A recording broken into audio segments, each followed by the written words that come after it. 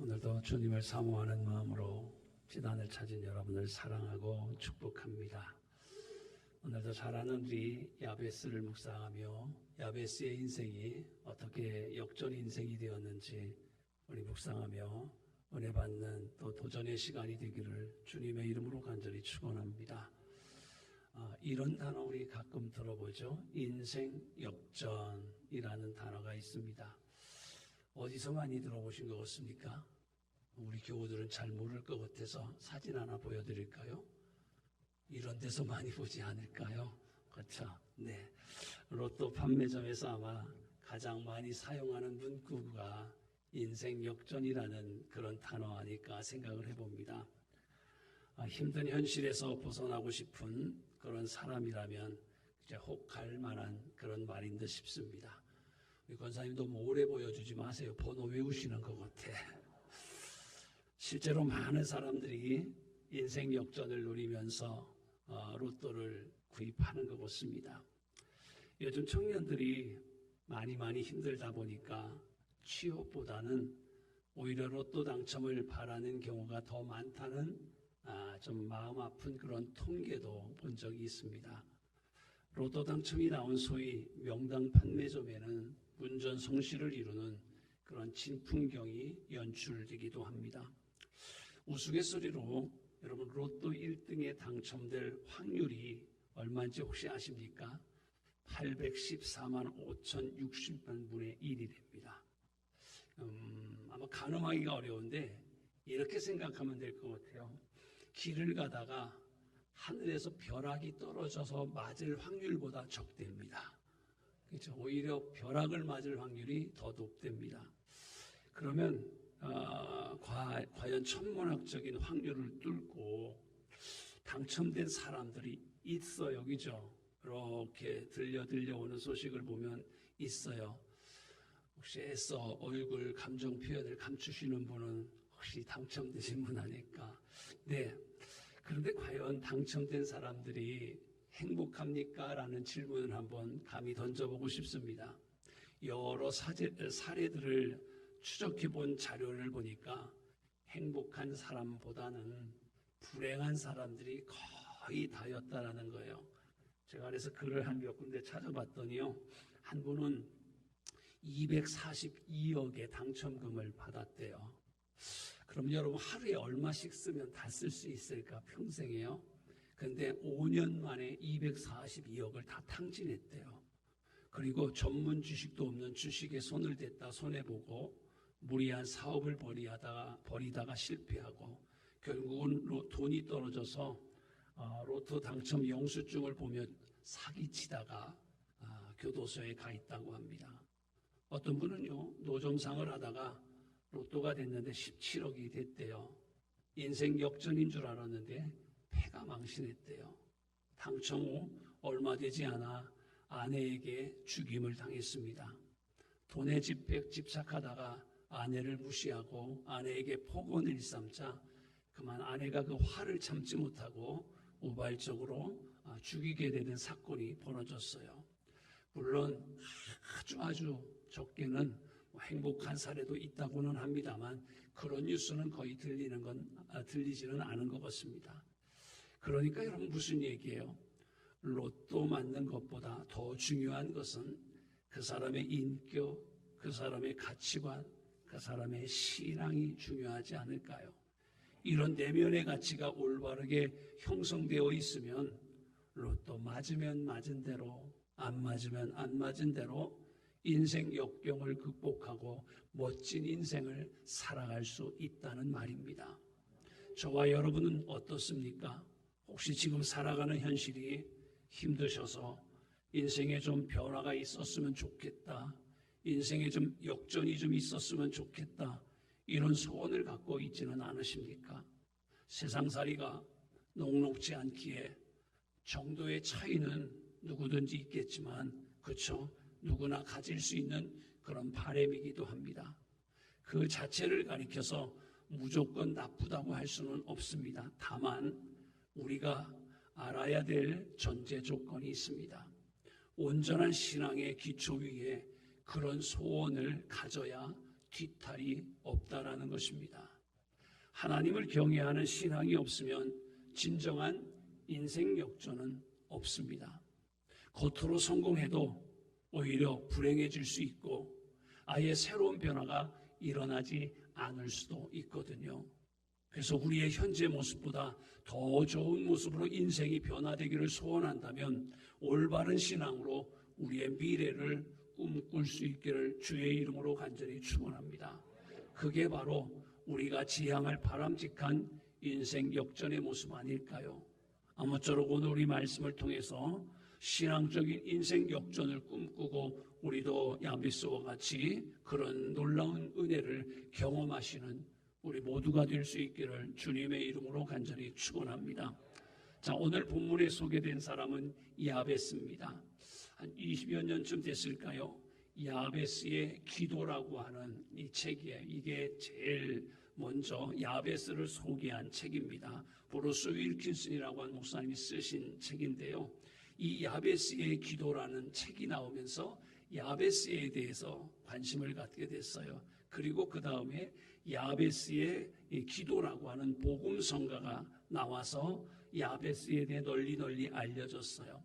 사실 이 성경 귀퉁이에 잠깐 등장하는 이름이 야베스거든요. 그럼에도 중요한 메시지를 우리에게는 던져주고 있습니다. 한마디로 신앙적인 인생의 역전을 이룬 이야기, 이게 야베스의 이야기예요. 오늘 야베스의 인생, 오타가 좀 나왔습니다. 죄송합니다. 자, 그러면 불행했던 인생, 그 야베스의 인생을 한번 들어가 보려고 합니다. 불행했던 인생, 얼마나 불행했느냐? 슬픔과 고통의 사람 야베스라고 지칭을 합니다. 야베스는 본래 어떤 사람이었느냐? 말 그대로 불행한 사람입니다.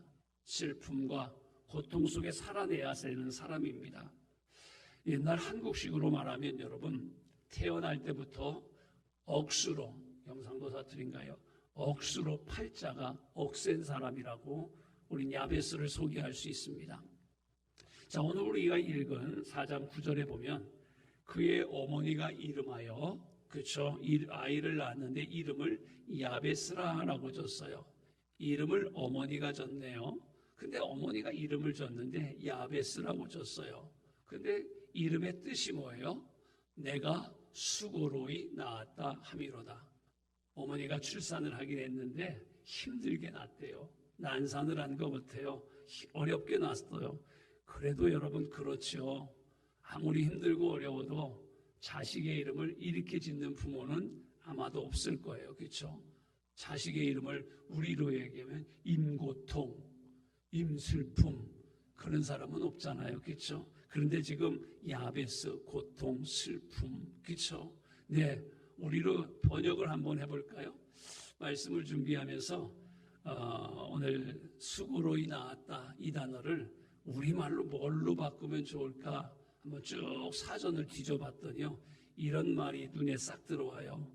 복도 지지리도 없는 놈. 그렇게 진 거 아닐까요? 죄송해요. 좀 어른들 옛날에 그냥 석없이 말없이 하시는 말 중에 이놈의 망할 놈, 그런 표현 아닐까요? 근데 아무리 그래도 자식인데 어떻게 그런 이름을 불렀을까? 그렇죠? 너무나 불길한 이름이네요. 유대인들은 성경을 보면은요, 이름이 무지하게 성경에 많이 나오잖아요. 근데 유대인들은 이름을 지을 때 부모들의 신앙의 고백이에요. 당사자들의 인격이나 사람의 특징을 반영해서 이름을 되게 줬어요. 근데 야베스, 그런 이름을 지을 사람이 없거든요. 여러 가지 그래서 상상을 해봅니다. 옛날 여인들이 아이를 낳다가 죽는 일도 있었죠. 이제는 뭐 산부인과가 있지만 다 우리 권사님들은 집에서 나셨고 일하다가 나셨다고도 하잖아요. 그런 것처럼 거의 그쵸? 죽다 살아날 정도로 난산했던 어른들이 많아요. 또 찢어지게 가난해요. 요즘 표현을 하면 흙수저 집안에서 태어나서 너무 속상해서 이름을 그렇게 지었나? 전쟁이나 난리통에 태어나서 너무 괴로웠나? 아니면 어머니가 이름 지은 걸 보니까 아버지가 안 계신 것 같아요. 태어나기 전에 아버지가 돌아가신 유복자가 아닐까. 유대인들은 자식을 낳으면 대개 아버지가 이름을 짓는 게 기본인데 어머니가 졌다고 하거든요. 어찌됐든 야베스 본인은 자신의 그 이름을 생각할 때마다, 다른 사람들이 자기 이름을 부를 때마다 막 가슴이 맺었을 것 같아요. 그렇죠? 누구든지 내 이름을 안 불러줬으면 좋겠어요. 아마 야베스가, 그렇죠, 가까운 학교라도 갔으면 애들의 놀림거리가 되기 딱 안성맞춤이었을 것 같아요. 그래서 요즘 같으면 이름도 그래도 어렵지 않게 요새는 개명이 되잖아요. 그렇죠? 이름도 바꾸지 못하고 그 이름 듣는 것조차도 야베스는 참 괴로웠을 것 같아요. 그래, 나는 슬픔이야, 나는 고통으로 가득 찬 인생, 이런 인생밖에 살지 못할 거야. 야베스, 고통이야, 슬픔이야, 망할 놈이야, 이런 소리 들을 때 야베스가 그런 고민 안 했겠어요? 나는 지지리도 못난 팔자야, 막 그런 고민을 했을 것 같아요. 그가 계속 이런 생각에 사로잡혀 그런데 살았다면 정말 그렇게 인생이 끝나버리고 말았을 거예요. 얼마나 비참한 인생이에요. 그런데 그렇지는 않잖아요. 요즘도 혹여나 그런 사람이 있습니까? 자신의 출신 배경에 짓눌려서 어른이 돼서도 조상을 탓하면서, 때로는 부모를 탓하면서, 과거에 실패한 기억에 사로잡혀서 자기의 환경과 조건을 탓하면서 계속 이런 부정적인 생각에 갇혀 살면 정말 그렇게 될 수밖에 없어요. 그래서 우리 한국 사람들은요, 예로부터 이런 말을 할 때 이렇게 얘기해요. 팔자 타령이라고요. 팔자 소관이라고요. 운명론이고 숙명론이거든요. 이 운명론의 팔자 타령에 자기의 인생을 꽉 가둬버려요. 거기에 제한합니다. 그런 경향들이 우리 한국 사람에겐 알게 모르게 많아요. 한 심리학자의 글을 읽어봤는데요, 이런 말을 하더라고요. 인간에게 무능력의 원인 중에 대표적인 하나가 바로 한계를 미리 예단해 버린다는 거예요. 오늘을 사는데 내일 글렀어, 내일 아직 오지도 않았어요. 그죠? 끝났어. 볼장 다 봤어. 이게 심리학자들이 얘기하는 대표적인 인간의 무능력이라는 거예요. 여러분, 우리말에 팔자 고친다라는 말이 있죠. 서두에도 제가 로또 사진을 잠깐 보여드렸는데요. 팔자는 말 그대로 사주팔자의 준말이에요. 사람이 태어나면서 생년 월 일 시를 간지로 구분해서 8글자로 말하는 것을 우리가 팔자라고 얘기하는데, 많은 사람들이 그 속에 일생의 운명이 정해져 있다고 많은 사람들이 생각하고 믿고 따라갑니다. 우리나라 사람들 특히 그렇죠. 그래서 예로부터 어려운 처지에 있으면 뭐라고 그래요? 어이구, 그 팔자 소관이요. 그렇게 체념하며 운명론자로 살아가는 경우가 많았어요. 아이고, 내 팔자가 뭐 그렇지 뭐, 그러면서 그렇게 살아가십니다. 혹시 어려운 처지에서 궁상맞게 살던 사람이 갑자기 잘 되면 또 뭐라고 얘기하죠? 그 양반 팔자 고쳤어, 얘기를 해요. 근데 여러분, 지금 두 말씀을 드렸어요. 팔자 소관이요, 팔자 고쳤어. 근데 이 말이 서로 상반돼요. 이 말은 역설적으로 인생이 팔자대로 되지 않는다는 거예요. 뭐예요? 팔자 고쳤대네요. 팔자가 고쳐진대요. 맞아요, 여러분. 인생의 팔자 얽매인 거 그런 건 없어요. 운명론자로 살아가는 건 참 바보고 어리석은 거예요. 어떤 사람들은 어려운 일을 만나면요, 미래가 불확실해서 불안하면요, 토정 비결을 보고 운명 감정한다는 역술인을 찾아가기도 합니다. 제가 어렸을 때요, 그런 건 잘 모르는데 그냥 어릴 때부터 부모님의 은덕으로 신앙생활을 하게 됐는데, 제가 청주라는 곳에 살았어요. 가끔 이 시내 가면요, 무심천이라는 천이 청주 시내를 통과하는데 그 다리가 몇 개 있어요. 근데 서문대교라는 게 제일 큰 다리인데 그 다리를 구다리를 지나가다 보면요, 까만 안경 쓴 사람이 조그만 돗자리 가로 앉아놓고 앉아서 뭐 하고 있어요? 뭐 하죠? 여러분은 모르잖아. 제가 알려드릴게요. 점이라는 걸 치고 있어요. 근데요, 뭐 이렇게 손가락을 이렇게 하면서 구경은 제가 해봤어요. 제가 봤다는 거 아니요. 구경은 해봤어요.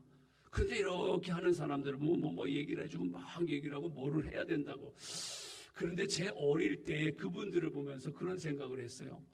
아니, 남의 앞길은 저렇게 봐주면서 왜 자기는 저렇게 거지같이 살아? 그런 생각을 사실 저는 어릴 때 많이 해봤어요. 그렇잖아요, 그렇죠? 근데 의외로 많은 사람들이 이 시대 경제가 어렵고 많이 어려우니까 젊은이들이 또 오히려 많이 이렇게 역술인들을 찾아간대요. 남녀노소와 배운 자와 배우지 못한 자 막론하고 그쵸, 이런 데 빠지는 것을 보면 정말 안타깝기 짝이 없어요. 사실 이게 마귀의 장난이거든요. 마귀는 사람들에게 두려움을 주고 스스로 자기가 만든 운명에 갇히게 만듭니다. 그런데 빠져 살면 당장은 뭐가 되는 것 같지만 결국은 망하는 거거든요. 적어도 하나님을 믿는 사람은 절대로 이래서는 안 되거든요. 근데 안타깝게도요, 교회 다니는 사람들도 찾아가는 사람이 있대요. 우리 교회 얘기는 아니요. 그렇죠? 성경은 그 어디에도 운명론이나 숙명론을 증거하지 않습니다. 살아계신 하나님의 섭리가 있는 줄 믿습니다. 하나님은 우리를 선택하시고 우리를 구원하시지만 그 외의 인생의 과정은 미리 정해놓고 우리를 속박하시지 않습니다. 인생은 하나님과 나 자신과의 관계에서 역동적으로 이루어가는 것이 신앙생활이에요. 하나님이 해주시면 되고 하나님이 막으시면 안 됩니다. 중요한 것은 그래서 우리의 삶은 하나님과의 관계예요. 우리를 둘러싼 환경이나 조건, 과거 등이 어떻더라도 하나님 앞에서 오늘 내가 바로 서 있으면 얼마든지 극복하고 달라질 수 있다는 사실을 여러분 마음에 굳건하게 믿으시기를 주의 이름으로 간절히 축원합니다. 이게 신앙이에요. 다행히 야베스는요, 슬픔, 고통, 망한 사람, 지지리도 복이 없는 놈 그랬어요. 그런데 거기에 얽매여 사는 운명론자는 아니었어요. 살아계신 하나님을 경외하는 믿음의 사람이었습니다. 그는 하나님과의 관계 속에서 인생의 역전을 경험한 사람입니다. 그러면 여러분, 야베스가 인생 역전을 경험했어요. 그러면 야베스가 인생 역전을 경험할 수 있었던 중요한 이유, 오늘은 두 가지만 우리 묵상해 보려고 해요. 첫 번째, 하나님 절대 주권의 신앙이었어요. 그리고 두 번째는 간절한 기도 생활이었거든요. 먼저 여러분 봅시다. 구체적으로 이 두 가지를 통해서 하나님의 절대 주권을 인정하고 간절한 기도 생활을 통해서 야베스는 슬픔과 고통이 축복으로 바뀌어지는 걸 볼 수가 있습니다.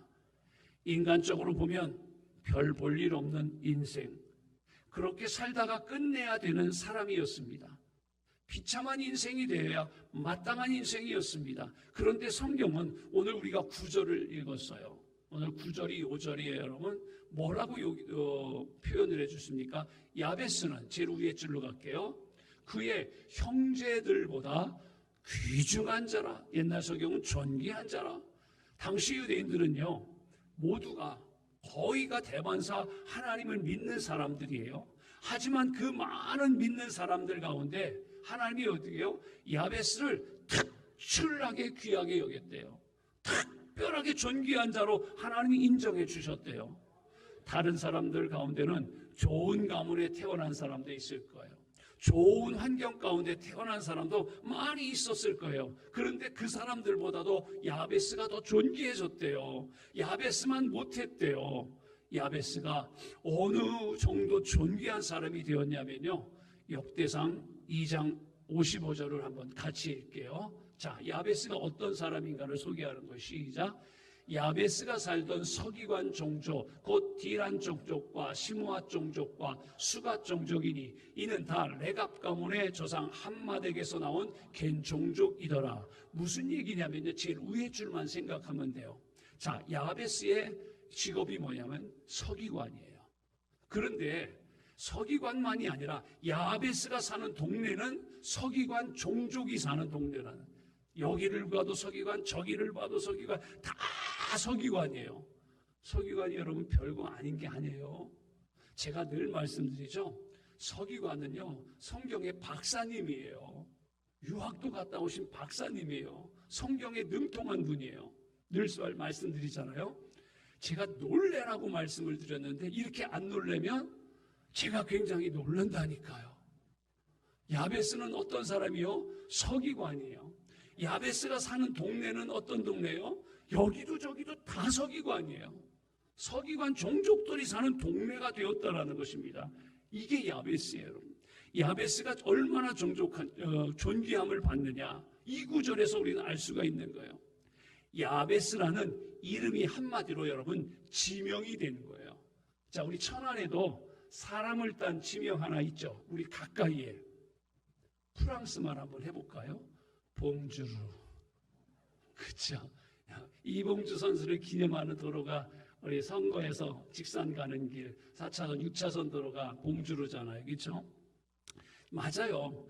야베스가 살던 서기관 종족, 야베스라는 이름이 생긴 거예요. 마을이요. 근데 그 마을은 거의 다가 서기관이에요. 성경학자들이, 성경 박사들이 모여 살게 된 거예요. 성경 박사촌인 거예요. 별 볼 일 없는 집안에서 태어났어요. 야베스가 이렇게 훌륭한 인물이 될 수 있었습니다. 서기관이 된 것만도 대만족인데 그의 이름이 서기관들이 모여 사는 마을의 이름이 되었어요. 그렇죠? 놀랄 일이에요? 안 놀랄 일이에요? 근데 왜 안 놀랬냐? 아마 그 시대의 대표적인 서기관 아마 야베스였던 것 같아요. 많은 사람에게 유익을 지키며 존경을 받았으리라 짐작됩니다. 성경에 보면 사실 서기관들이 별로 안 좋은 이름으로 나와요. 그렇죠? 서기관과 바리새인에서 주님한테 책망도 들어요. 그런데 야베스는 그렇지 않아요. 존경받는 서기관이었어요.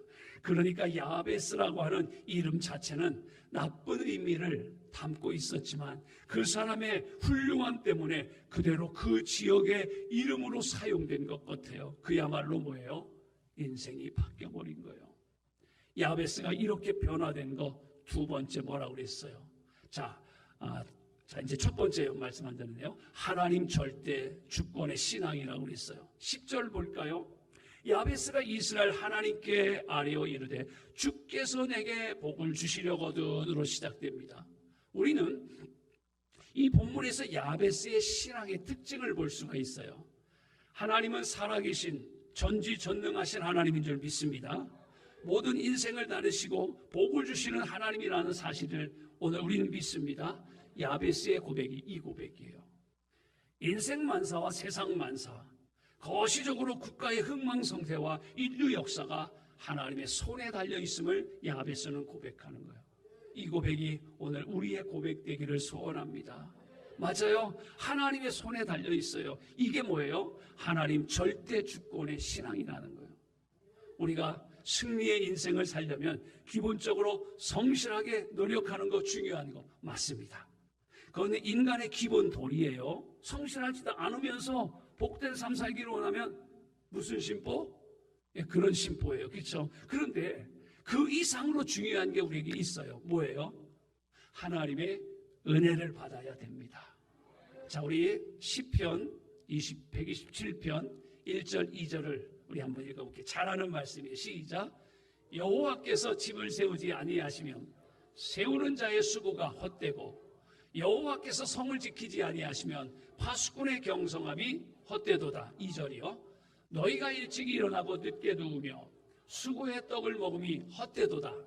그러므로 여호와께서 그의 사랑하는 자에게 잠을 주시는도다. 자, 1절에 제일 앞에 뭐예요? 여호와께서라고 나왔어요. 그렇죠? 인간이 아무리 집을 열심히 세워도 성을 철저하게 지켜도 하나님이 도우시는 은혜가 없으면 헛수고라는 거예요. 남보다 더 일찍 일어나서 밤늦게까지 수고해도 소용이 없다는 거예요. 29장 1절과 2절입니다. 11절 12절이에요. 다윗의 고백이거든요. 한번 봅시다. 여호와여 위대하심과 권능과 영광과 승리와 위엄이 다 주께 속하여 싸우니 천지에 있는 것이 다 주의 것이로소이다. 여호와여 주권도 주께 속하여 싸우니 주는 높으사 만물의 머리이심이다. 12절 부와 귀가 주께로 말미암고 또 주는 만물의 주제가 되사 손에 권세와 능력이 있사오니 모든 사람을 크게 하심과 강하게 하심이 주의 손에 있나이다. 야베스의 기도, 다윗의 고백 너무나 똑같죠. 그렇죠? 다윗의 신앙도 한마디로 요약하면 하나님 절대 주권의 신앙입니다. 많은 사람들이 인생이 주어진 인간 조건에 따라 좌우된다고 생각을 합니다. 하지만 하나님 앞에서 인간 조건이라는 건 사실 별거 아닙니다. 자, 숫자로 표시를 해보면, 자, 여기 수학 공식을 제가 하나 알려드리려고 해요. 인간이 1이에요. 하나님은 팔자가 피곤해서 누웠어요. 이걸 우리 무한대라고 표시를 하잖아요. 그렇죠? 수학 공식에 1 더하기 위의 문제를 봅시다. 수학 공식 1번이에요. 1 더하기 무한대는 무한대가 나와요. 근데 아래 공식을 봅시다. 1에서 빼기 무한대입니다. 답은 뭐예요? 마이너스 무한대입니다.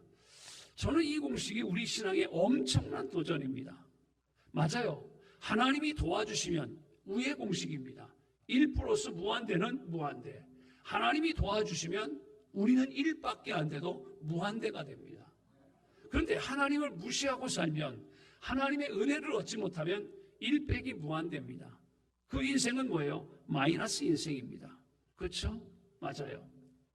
무엇보다도 그래서 하나님을 만나야 됩니다. 구원 만난 게 그래서 중요합니다. 인간이 죄 아무리 잘났어도요, 하나님을 만나지 못하면 죄와 영원한 사망 가운데 멸망할 수밖에 없습니다. 물질을 많이 가진 사람도요, 권력을 가진 사람도요, 하나님을 모르면, 구원을 모르면, 구원받지 않으면 불쌍한 사람이에요. 인간이 모두 죄인인지라 하나님을 만나려면 속죄의 은혜를 먼저 받아야 됩니다. 그래서 구약시대에는 죄값을 피 흘림으로 대신 치르는 속죄죄가 있었어요. 신약시대에는 오신 하나님의 독생자 예수님이 십자가의 속죄의 상징이 됐어요. 그래서 우리는 예수를 믿어야 됩니다. 그러니까 오늘 우리는 예수를 믿고 죄사함 받고 나서 비로소 하나님을 만날 수 있습니다. 그렇게 되면 하나님의 자녀가 되어서 영생을 얻고 장차 영원한 천국에 들어가게 되는 줄 믿습니다. 그리고 이 세상에 사는 동안에도 하나님의 은혜를 받으며 살아갑니다. 그래서 저는요, 이런 말을 좀 우리 교우들과 하고 싶어요. 인생의 시작은, 빨리 어떤 단어가 떠오르죠? 예, 우리 믿음의 사람들은 이렇게 고백해요. 인생은 십자가부터. 인생은 예수부터예요. 십자가를 믿음으로 구원받지 못하면 세상에서 출세하고 억만금을 소유해도 여러분 소용없어요. 우리는 그거를 자꾸 쫓아가는데, 그러면 여러분이 잠언 읽어봐야 돼요. 솔로몬이 평생을 살아봤잖아요. 가져봤잖아요. 누려봤잖아요. 뭐라고 얘기해요? 전도서에 헛되고 헛되다고 이야기를 해요. 예수님도 마태복음 16장 26절에 직접 주님이 말씀하셨어요. 사람이 만일 온 천하를 얻고도 제 목숨을 잃으면 무엇이 유익하요? 사람이 무엇을 주고 제 목숨을 바꾸겠느냐? 구원받지 못하면 헛된 인생이라는 것을 주님도 분명히 말씀하셨어요. 예수님을 통해 하나님을 만나야 영생을 얻고 하나님의 은혜 가운데 승리의 인생이 시작되는 줄 믿습니다. 그래서 여러분, 십자가 이전의 인생은 아무리 잘났어도 마이너스 인생이에요. 그러나 십자가 이후가 되면, 예수를 만나면 소박한 인생일지라도 플러스 인생이 되는 줄 믿습니다. 인생의 역사의 주관자는 살아계신 하나님입니다. 우리가 기원 전과 기원 후를 아는 게 BC와 AD라고 얘기를 하고 있어요. 그 기점이 뭐예요? BC, Before Christ예요. 그렇죠? 예수님이 오기 전. 지금 우리가 2023년이에요. 예수님이 오신 후 2023년이 지난 거예요. 어넌 도미니. 그렇죠? 주님의 해라는 거예요. 우리가 주후라고 얘기하잖아요. 정확하게 주후라는 단어는요, 주인 주자, 우리 주님을 얘기할 때 쓰는 단어예요. 맞아요. 그래서 여러분, 역사라는 걸 뭐라고 얘기하죠? 죄송해요. 우리 교우들에게 어려운 단어입니다. 히스토리라고 얘기하죠. 네, 히스토리. 자, 오른쪽에 보면 단어가 2개가 붙었네요. 히스토리. 그분의 이야기. 그분이 누구죠? 예수님의 이야기. 그게 역사예요. 맞아요. 얼핏 보면 역사가 인간들에 의해 움직이는 것 같지만 잘 보면 절대 주권자 예수님을 통해 이루어지고 있다는 사실입니다. 그래서 개인도 가정도 국가도 예수님을 통해 하나님을 만나야 새 역사를 쓸 수가 있어요. 이게 바로 인생 역전의 시작입니다. 야베스가 인생 역전을 할 수 있었던 건 바로 하나님을 만났고 그분에 대한 절대 주권의 신앙을 가졌기 때문이에요. 아무쪼록 사랑하는 교우 여러분, 예수를 통해 살아계신 하나님을 만남으로 올 한해도 우리 삶 속에 우리가 그렇게 고민하는 것들이 역전되는 역사가 있기를 주의 이름으로 간절히 축원합니다. 두 번째로는요, 간절한 기도의 생활이었어요. 야베스 인생에 큰 변화가 있었던 거, 그는 살아계신 하나님의 절대 주권의 확신을 갖고 여기에 플러스예요. 기도했다는 거예요. 기도하지 않는 사람은 불신자이거나 하나님을 믿는다고 하지만 절대 주권에 대한 확신이 부족한 사람입니다. 자, 4장 10절이었죠. 야베스가 이스라엘 하나님께 아뢰어 기도했다는 거예요. 그렇죠? 여기서 아뢰다는 원어 성경을 보면요, 카라라고 하는 히브리어를 썼는데 이 말은 부르짖다는 거예요. 소리 질러 외친다는 거예요. 목소리 높여서 소리 지르는 걸 우리 카라라고 하는 거예요. 근데 오늘 보면은 아뢰다라고 했어요. 야베스는 비참한 인간 조건에 갇혀 있지 않고 전능하신 하나님 앞에 부르짖었어요. 하나님! 부르짖었어요. 날마다 몸부림치며 울부짖으며 간구했어요. 간절히 기도로 강청하는 기도였어요. 하나님은 이런 기도를 기뻐하십니다. 그리고 하나님은 그 눈물의 기도에, 부르짖음의 기도에 반드시 응답하십니다. 구체적으로 어떤 기도의 제목으로 야베스가 기도했는데 우리 10절 읽었는데 죄송해요. 한 번만 더 읽겠습니다. 두 번째 줄이요. 시작. 주께서 내게 복을 주시려거든 나의 지역을 넓히시고 주의 손으로 나를 도우사 나로 환난을 벗어나 내게 근심이 없게 하옵소서 하였더니 하나님이 그가 구하는 것을 허락하였더라. 아멘. 지역을 넓혀 달라는 거, 축복의 지경, 사명의 지경 확장해 달라는 거예요. 그런 슬픔과 고통의 조건을 갖고 있었지만 그거를 떨쳐버리고 축복받고 싶어 했던 거예요. 하지만 혼자서만 잘 먹고 살려는 게 아니네요. 많은 사람들에게 유익을 주고 영향력을 발휘할 수 있기를 갈망했어요. 그리고 그와 같은 축복의 인생과 존귀의 인생이 방해받지 않도록 환난과 근심을 제거해달라고 기도합니다. 하나님이 그 기도를 기뻐하셨고 하나님이 들어주셨어요. 여러분, 이게 우리 신앙의 공식입니다. 지난 한 2주 전에도 우리 수학 공식 말씀드렸잖아요. 공식대로 하면 답은 정확하게 나오겠어요. 오늘 신앙의 공식이에요. 살아계신 하나님, 전능하신 절대 주권자 하나님에 대한 확신 갖고 부르짖어 기도하면 어떻게 돼요?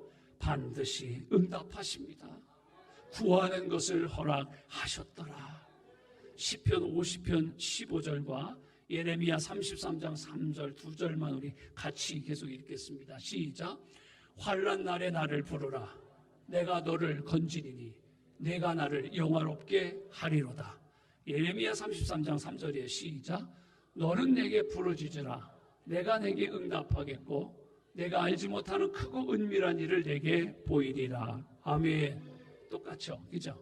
시편 말씀과 예레미야 말씀이 똑같아요. 약속대로 기도하는 사람마다 응답받고 인생 역정을 경험했다는 거예요. 신실한 성경의 인물들 보면 다 그랬어요. 그죠? 그래서 얼른 생각나는 사람 2명만 하고 마칠게요. 한나, 아이를 갖지 못했어요. 고대 이스라엘에 아이를 못 낳는 건 큰 고통이었어요. 남편이 사회적 압력에 못 이겨서 분이나 두 번째 여인을 취해서 자식을 낳습니다. 그게 얼마나 큰 고통이에요. 그런데 한나는 아이를 못 낳는데 둘째 여인 분인나가 들어왔는데 아이를 쑥쑥 낳아. 그랬더니 목이 꼿꼿해져가지고 나는 애 낳았는데 애도 못 낳았냐? 이러면서 한나를 더 속상하게 하는 거예요. 분인나 이름도 딱 맞아요. 분나게 하네. 그죠? 예, 얼마나 조롱하고 핍박했는지요. 너무 슬펐지만 한나는 그대로 주저앉지 않았어요. 사무엘상 1장 10절에 보니까 한나가 마음이 괴로워서 여호와께 기도하고 통곡하며 부르짖었어요. 그러자 하나님이 어떻게 하셨을까요? 부르짖으면 어떡한데요? 들으셨어요. 아들 낳았어요. 누구예요? 사무엘이에요. 기도 응답이잖아요. 그렇죠? 맞아요. 그녀의 가문은 지극히 평범했지만 사무엘이 잘 성장해서 제사장, 사사가 되는 명문 가문 된 줄 믿습니다. 한 사람만 더 합시다. 바디메오예요. 바디메오 직업이 뭐예요? 맹인이라서 구걸하는 것밖에 못했어요. 고통스러워요. 비참해요. 인기척이 나요. 사람이 지나가는 소리가 들으면 한 푼 주세요. 이게 바디메오가 하는 일이에요. 근데 그 예수님에 대한 소문을 들었어요. 근데 꿈이 생겼네요. 어떤 꿈? 나도 그분 만나면 눈 뜰 수 있을 것 같아. 눈 뜰 것 같아. 인간적으로는 말도 안 되는 것이지만 그는 예수님이 지나가실 때 기회를 놓치지 않고 또 어떻게 했어요? 크게 소리질러 이르되, 그죠? 또 부르짖었네요, 그죠? 주위 사람들이 그죠? 장애를 갖고 있다고 멸시하고 쫓아버리려고 했지만 포기하지 않고 부르짖었던 거예요. 사람들이 꾸짖어 잠잠하되 그랬더니 뭐예요? 더욱 크게 소리질러 이르되라고 했어요. 그랬더니 52절에 뭐예요? 그가 곧 보게 되어 예수를 길에서 따르니라. 아멘. 정확한 그 기록은 없지만 우리가 유추해 보건대 기저 거지 생활 계속하지는 않았을 것 같아요. 그렇죠? 계속 눈 뜨고 거지 생활은 안 했을 것 같아요. 자, 예수를 따랐대요.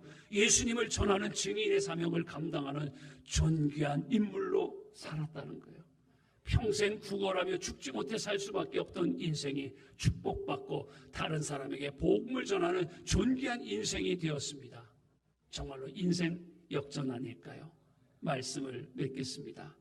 여러분, 하나님은 이렇게 좋은 분입니다. 예수님을 믿는 것은 이렇게 좋은 일입니다. 하나님의 절대 주권을 믿고 기도하면 인생의 변화가 일어납니다. 여러분 힘드십니까? 어려운 일 만나셨습니까? 하나님 절대 주권을 인정하고 기도하여 응답받기를 소원합니다. 그 어떤 인간의 조건의 한계도 극복할 수 있습니다. 하나님의 무한한 능력과 은혜를 체험하며 승리할 수 있습니다. 비유하면 우리 여러분 껍질에 갇혀 있지 말고 껍질을 깨고 나와야 됩니다. 그렇죠? 물론 스스로 할 수 없어요. 그러기에 살아계신 절대 주권자 하나님을 믿음으로 우리는 바라보면 됩니다. 그리고 부르짖어 우리 기도합시다.